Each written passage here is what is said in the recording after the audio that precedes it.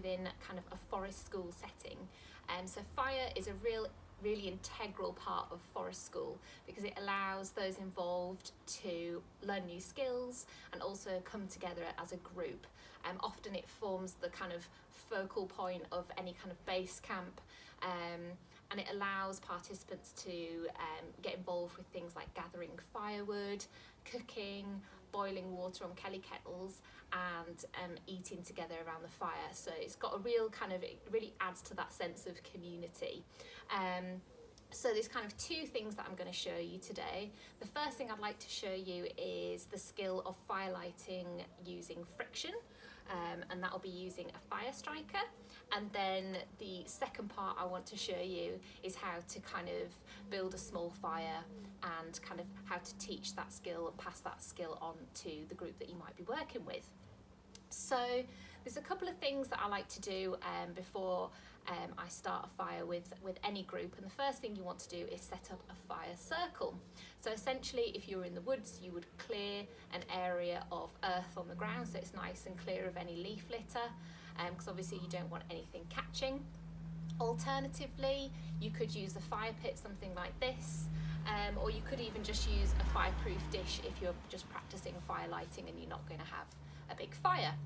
So once you've kind of got your fire area set up, you want to think about kind of the safety of those that you're working with. So ideally you want about 2 meters between the fire itself and whoever it is that's going to be sitting around it. So if you're working with younger children, a really kind of useful thing to do might be to set some log seating around your fire pit, and that can really help as a useful visual to allow them to understand that kind of 2 meter rule, which we should all be fairly good at by now.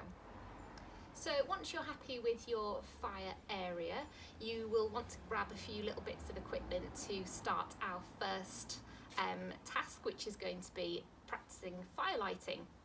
So we've got our fire pit, we've got our lovely log circle, or some seating, and then I've got a fire striker, so you can pick these up online or in your local camping shop.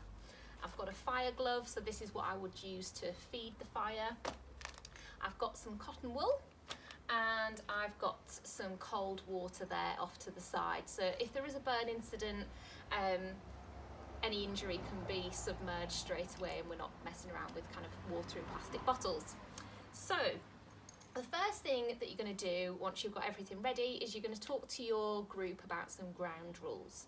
So kind of keep it simple, and the ones that I normally work with are we don't walk across the fire circle, so if somebody wants to get to the other side they need to step outside the seating and walk all the way around the fire circle.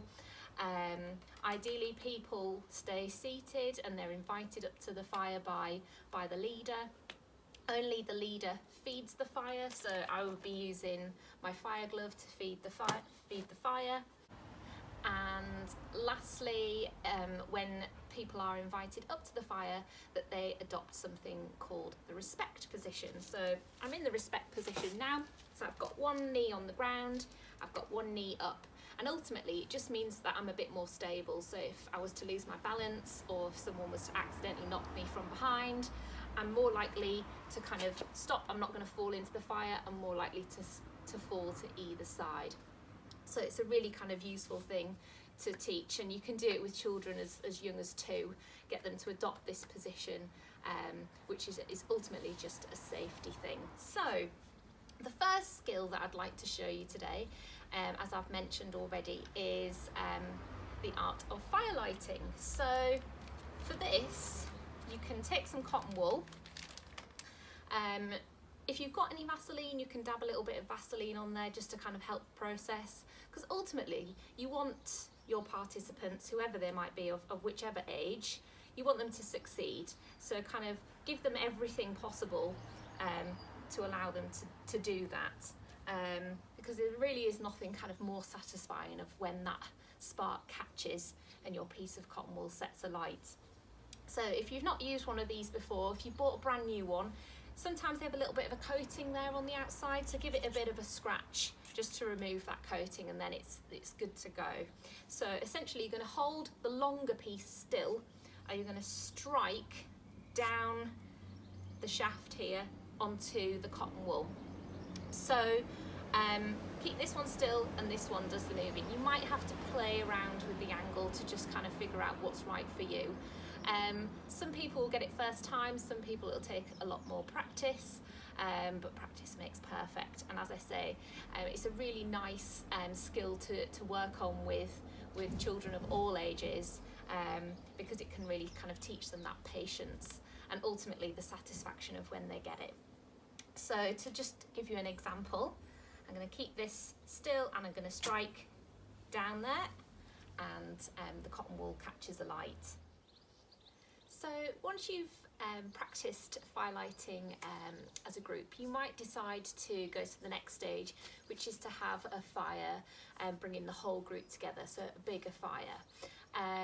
This is something that I tend to only introduce once I've either gotten to know a group and I'm confident that they will adhere to all the health and safety associated with having a fire, or with younger children that the parents are present, so it's just some extra eyes and ears to make sure that everyone stays safe.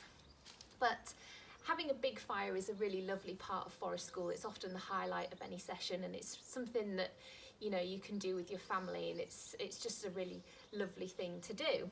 So the first job is obviously being prepared. So we'll need to collect all your firewood and your kindling, and this is something that you can get either the children on your session or your own children to do. So go off and hunt for some kindling and some firewood. So you want a number of different sizes of stick, so ranging from quite thin up to quite large. And the key to success really is being prepared. So the fire will kind of eat that fuel quite quickly. So make sure you've kind of got all the firewood ready for when you initially light that fire. Now, there are a couple of techniques that you can try to light your fire. It's very much personal preference. So there's the waffle style, which you can see I've set up here already, or you could try a teepee style. So there's lots of different ways of doing it. So it's very much kind of playing around with it and see what works for you. So my preference is the waffle style. I find it helps to get a little bit of oxygen under the fire, and then kind of helps to get that fire roaring. So once you've kind of gathered all your wood and you've come back to the circle, that's when you can start to kind of talk about what the fire needs. So think of the fire triangle. You need your heat, which is your spark, you've got your fuel, which is your sticks, and you've got the oxygen, obviously, that's all around us. So I've got the fire waffle style set up here. What I'm going to do now is I'm going to add a little bit of newspaper, a few bits of cotton wool, and I'm going to dab them in a little bit of Vaseline. What I find that helps to do is it kind of slows the burning of the cotton wool down, so it gives you a bit more time to kind of get that kindling on top, and a little bit of extra time for it to catch. So I'm going to do that now.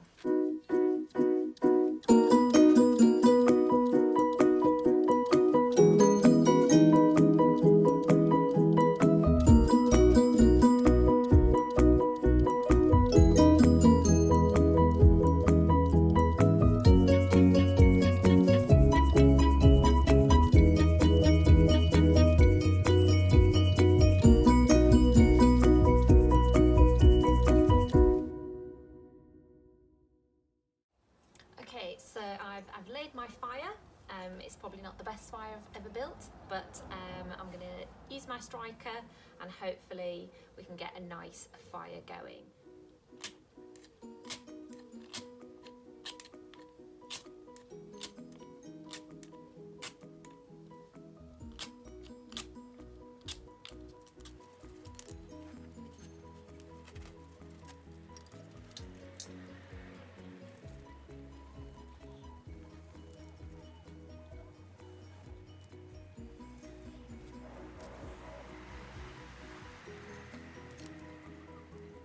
So now I've got my smallest set of kindling on, I can gradually start to build up the size of stick that I'm adding to the fire.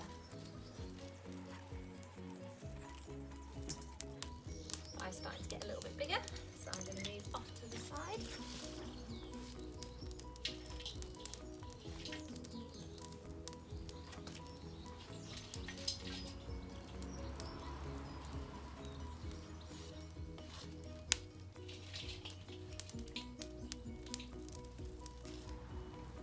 So now that your fire's going, it's up to you what you do. You could do some cooking over there, popcorn, s'mores, damper bread, or even just keep it simple and toast some marshmallows. So that's what I'm going to do right now.